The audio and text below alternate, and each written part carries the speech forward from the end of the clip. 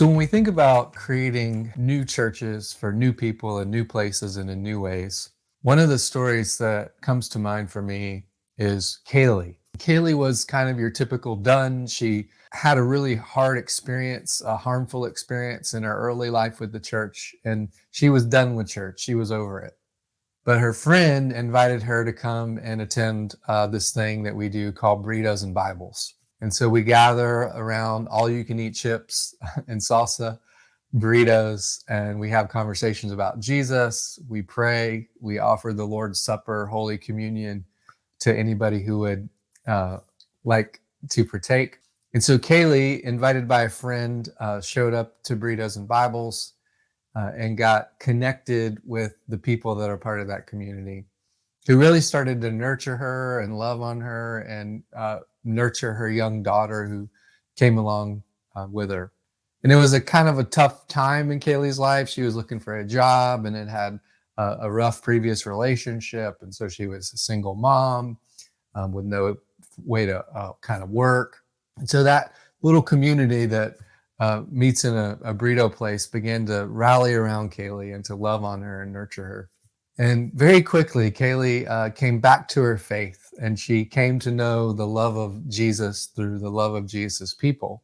And she took an active leadership role in that community in Burritos and Bibles. And she started to attend some of the other churches in the wild that we have, Tattoo Parlor Church and Paws of Praise, which happens in a dog park. And as Kaylee grew in her faith and was given opportunities to pray and share the Jesus story and lead and facilitate these different little communities, she started to discover she had a calling on her life and that maybe God was calling her to start a church in the wild.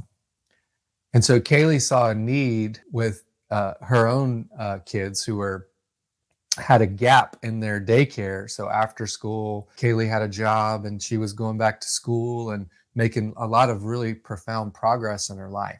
But her kids got out of school earlier than she had daycare for. And so from that own crisis and problem in her own life, she started a fresh expression of church in the local library, where she got other parents together who were having a similar challenge.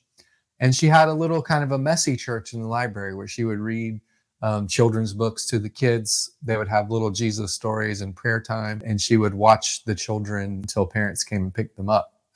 So this is a church in the wild for kids happening in a library. And this gave Kaylee a way to express her faith, to grow as a disciple of Jesus, to oversee a little community, which boosted her confidence and her calling and her vocation that God had placed on her life. And very quickly, Kaylee matured as a disciple of Jesus, who became, in a way, for lack of a better language, a church planter. She started a little faith community for kids and their parents right there in the local library.